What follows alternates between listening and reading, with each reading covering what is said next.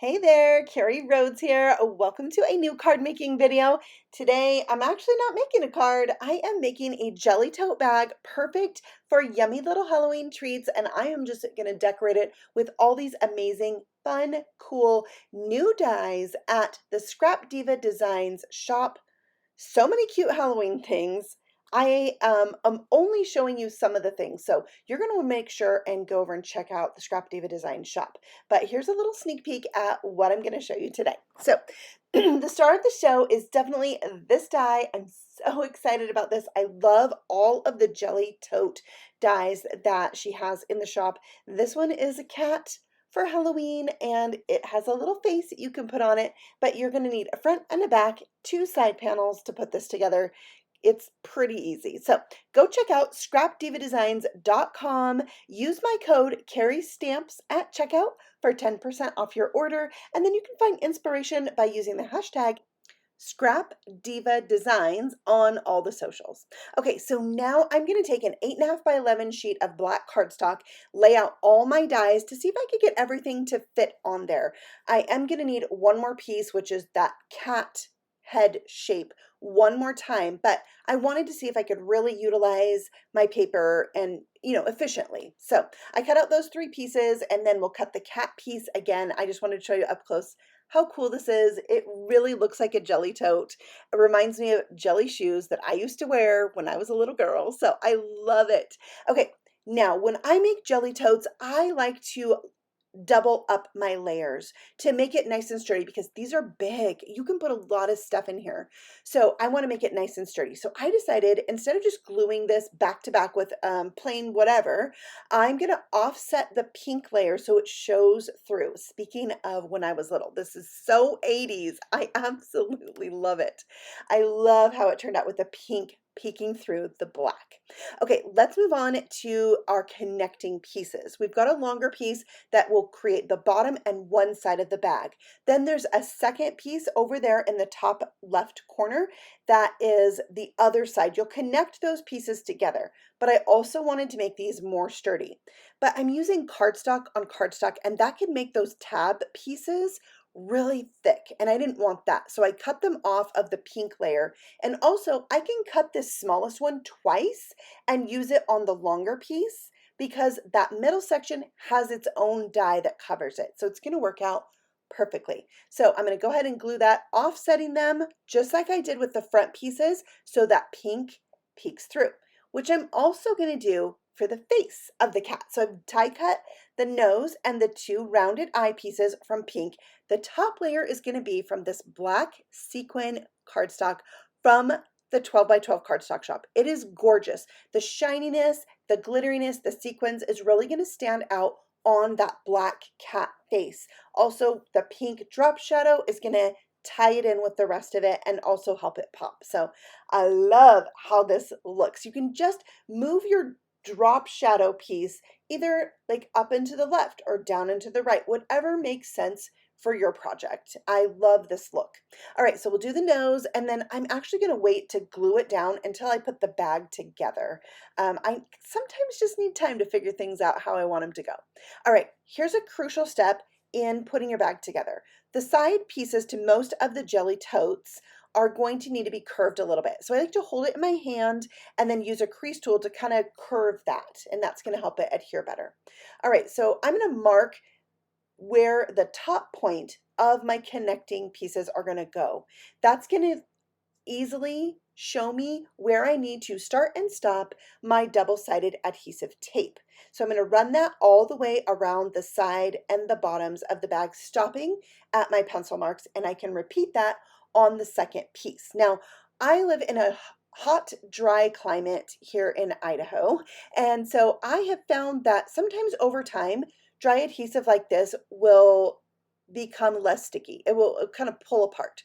So I am the kind of person that's going to double up on my adhesive. So you'll see me using liquid glue over the top of this rip and stick tape because of that hot climate, and also because this is going to have stuff put in it. It's a bag. So I want it to really hold up, but between the weather and over time and the weight that's going to go in it. So then you just want to adhere the tabs so they curve along with that shape of the bag. You're just going to go slow and be patient. And if some of these seem a little bit farther in on the bag, some of them seem a little bit farther out, it does not have to be exactly perfect to work. It'll work just fine. You can see mine right there. There's a little bit of some of the tabs going farther in on the bag, but it's totally okay. So don't stress, just go slow. Give it time to adhere by holding it together, pressing it with your fingers. You can also use a bone folder or a crease tool to help you with that as well. So there we have it. We're going to give this time to dry, and we're going to work on the face and a little embellishment for the bag as well. So there's the bag. So cute. Oh yeah, don't forget this bottom piece that comes with the die set is going to go right here on the inside. You could also put one on the outer side of the bag on the bottom if you needed to. Now, if you want to see more jelly totes, I do have a video using the original jelly tote bag, the mini, and the beach tote. So I have that video for you at the end of this one. You can watch it next if you want to see more, because I think these bags are so much fun. It's nice sometimes to create something 3D that can be a gift with your paper crafting supplies, and this one is just too much fun. And it doesn't even have to be for Halloween. You can dress it up with a bow. This bow is not a Halloween bow, but there is a bat bow in this release that is so fun. But I like this bow. I call it the eyelet bow, but I know that that is not the exact name of it. I will link it for you in the description box below, and you can check it out at the ScrapDiva Designs shop.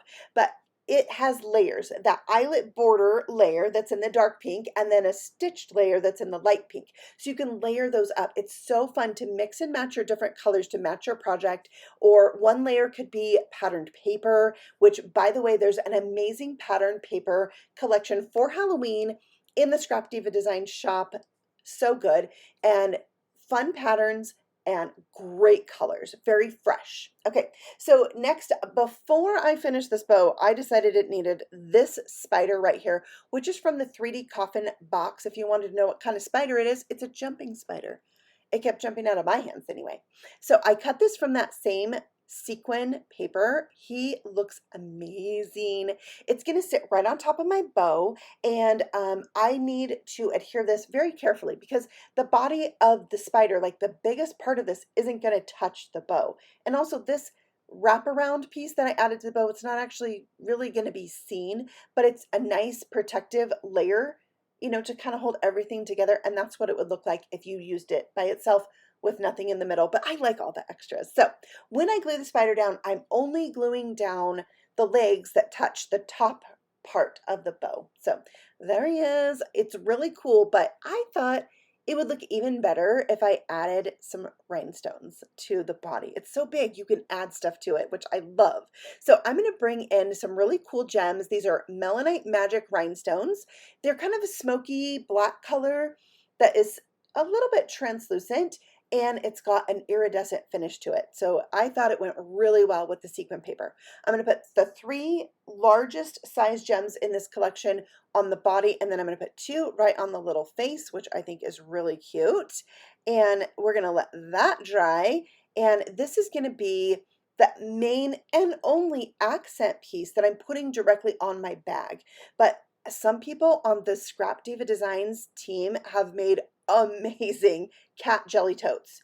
Wow. So if you want to see, speaking of extras, you've got to check them out. So just go on Instagram, search the hashtag ScrapDiva Designs, and you'll find a ton of inspiration with this tote and the Halloween release, plus anything in between, all the stuff from the shop. So I added the bow, and the hot glue is going to seep through the jelly tote a little bit. I just like when it's a little bit cooled, wipe it across and it fills in those holes with the glue. Okay, I pulled out some black and white paper straws, and I am going to make this dotted heart rosette as a little like piece you can tuck into the bag. I love rosettes. I haven't made them in a while, and I love hearts. So this one I felt is really fun because you could use it with a ton of different themed projects. Okay, do you see what I'm doing here? My accordion fold, and I put the peak of the fold through the center of the heart. Okay, The way I'm going to show you is not the way I now recommend making it in hindsight, but you're going to do this accordion fold. So peak, valley, back and forth, back and forth. I used 3 of these pieces and connected them together to create my rosette. Okay. However, when you're making a rosette, you want the end pieces to go opposite of each other. Also, I'm going to show you here a little tool like this is so nice for getting those tiny pieces out of your die, and you can use the brush on both sides of the die to really help get them out, and you can save those teeny tiny hearts that fall out of this. Okay, so we want the pieces to be opposite of each other. So this time I'm going to fold this fan fold opposite of how I folded the first one. That way they'll easily connect together. However, with this particular die, I find that the decorative edge actually looks very different if you fold them opposite of each other. So what I personally recommend for this exact die is that the fold that goes through the center of that heart always be a peak and not a valley. Or do it the opposite. They're always a valley and not a peak. But I find the heart looks its best if the peak of the fold goes through the heart. So all you need to do to make sure that the ends are opposite when you hook them together, like I'm doing right here, is to cut off one section, which I will show you right now. See, I have 2 sides that both go up. I need one that goes up and one that goes down, so that is a continuous pattern. So I just cut one section off and then they fit together beautifully like they're supposed to. So I recommend folding all of them with the peak through the center of the heart and clip one off to create your rosette. Then you're going to gather this. I put it face down, so the pretty decorative edge was face down. I gathered up the center. Here, you'll see me do it again, and squish it all together in order to create my rosette. I fill the hole with some hot glue, be generous, and then added a die cut circle. This is just a whatever circle you have. You could free cut one. It could be a square, whatever, because I'm going to cover mine up. So it doesn't matter what I stuck there. It doesn't matter that a bunch of glue oozed out. That's going to be the back and it's going to get covered up. So yeah, there is my rosette. They're just the coolest thing. These look really great in patterned paper as well. I added my paper straw to one of the sections. I just pinched the straw to make it a little less round and added some hot glue and tucked it in there. And that's that. It's on a little pick. Somebody can remove this from the bag and stick it into like their bowl of candy. I say that because of the saying I'm about to put on it. So let's decorate this, and I'll just warn you, I'm gonna go over the top. I just can't stop. Once I started making this, could not stop. It was so much fun. So I am going to add a white pumpkin to the center of this. We have a pumpkin trio die set in this release. Has a large, medium, and small pumpkin. This is the smallest. No, yeah, it's a medium. Sorry. This is the medium pumpkin, and I'm just using some cool gray markers here to add some shadowing to it. I have CG1 in my Olo markers, and then I'm going to go over it with CG0 just to soften it out, because this is really meant to be a shadow. And I love how it turned out, but I love it even more with a little bit of splatter. So I'm going to add the splatter too. Now, also in this die set, you'll see there are leaves and there's also some curly vines. I'm going to add those later. You'll see those come back out. So I added some black soot splatter because that's my thing. And I just like a fun warty pumpkin is so cute. So that's what I did. Then I have Halloween words 1 and 2 for 2025. That's how you say that word. And I picked out the word Halloween and the word candy and also the teeny tiny spider web. I'm going to use that as well. I did my 2 colors of pink for the shadow layers, and my letters are actually black glitter paper, not the sequin paper, just black glitter paper. These are so fine that I needed the glitter on this to be a little bit smaller, I felt. So I backed this with some rip and stick sheets to turn each of these pieces into stickers. I find it a lot easier than putting glue on the back. Now you'll see that all those fallout pieces are still stuck in there. The rip and stick paper that I use gives you a little bit of time before it really takes hold. So I have time to go in there and pick out those pieces, and they come out really easily. Now I'm going to take that light pink layer with the words on it and pop it up onto the dark pink shadow layer. I love these popped up. By the way, you can turn these little words into shakers, which I did show in my very first video for the ScrapDiva Designs September release, and I did like a card buffet, and I'm going to use some of those pieces from the card buffet in today's project, so stay tuned for that. But if you didn't catch it, I will also link that video at the end of this one because it shows you other products that I don't show in depth in this video. Okay, so I die cut now the largest pumpkin from this like holographic iridescent cardstock, also from the 12 by 12 cardstock shop. I added some of the little twirly vines and some leaves in the two colors of pink, light and dark, bright and light, and another of the spider webs. And I die cut those spider webs also from the black glitter cardstock, not the sequin one.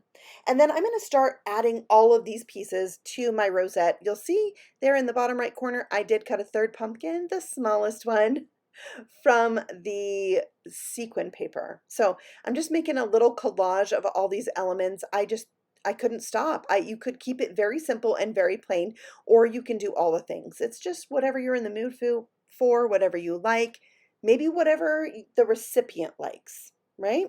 So I added those in. I used double-sided tape. I used liquid glue, all the things. And then I went through my stash to find a smaller spider. I just look through everything that I had till I found something that I felt could fit on here. So I added that little spider and I cut the web, kind of the web string off and added this to the leaf. I just had so much fun with this. And then I decided to add a bow. This is ribbon that I found at the thrift store. I believe it originally came from Stampin' Up. It's black, like organza type ribbon with glitter in it. I'm obsessed with it. I love it. So added a ribbon there, and it is so cute. So I flipped this over and realized the back, not so cute. So I am going to add another pumpkin to the back of it just to cover it up. All right, so this is a bat. This is the bat shaker set, also new to this release. And it is so cool. It has a die in it that cuts out teeny tiny bats that you can put inside the shaker. And I have some great tips on how to make this a shaker in that very first video, the card buffet video. That'll be linked at the end of this one for you to watch. So make sure you check that out. It's kind of a game changer for making small shakers like this. At least it is for me.